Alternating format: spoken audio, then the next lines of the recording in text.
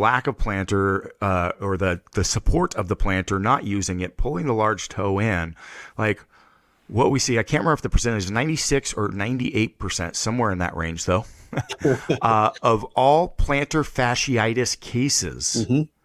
are not plantar fasciitis. Correct. Now, I say that loosely because, yeah, there's still an issue, but the issue is due to is atrophied muscle Correct.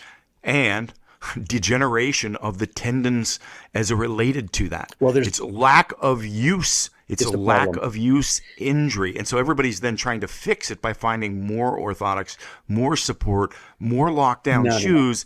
But to your point, um, for most people, and I'll do it this way, they don't have plantar fasciitis. They have, if they have anything, they have plantar fasciosis. So I met a guy.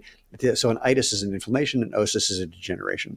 And I met a guy once who said, "I can't wear your shoes because I've had plantar fasciitis for 20 years." I said, "That's not possible." He's like, "What are you talking about?"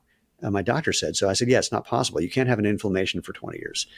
And he said, "Well, it went away for like a year and a half out of nowhere." I said, "Yeah, so you don't even have I mean, you probably have a little plantar fasciosis, but what you really have is tight calves." He's like, "What?" I said, "Yeah, so your calf is pulling on the plantar fascia from the proximal side and it giving you similar symptoms of heel pain, but I bet you don't even have plantar fasciosis." And I've had this happen with I was at a trade show and I met a guy, special forces guy, 6'5", 260, 6% body fat. Go back to the base, have your physical therapist do that for a week or so and tell me how it goes. I see him a year later. He goes, "Well, just so you know, that solved it for everybody." So in addition to your point that most people don't have an inflammation, they have a degeneration. Most of those actually are, it's also starting from the proximal side, not from the source of, or the place. And ironically, it's actually one other thing back to arch support.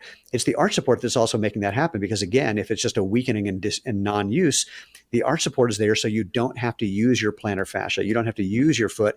And it's in there because an elevated heel shoe, by the time your foot hits the ground, you're putting your plantar fascia under strain. And rather than trying to get rid of the elevated heel in the regular shoe as well, the shoe companies went, why don't we just put something in there to immobilize the muscles anyway, so that way they can't overstrain them. It's like, holy crap.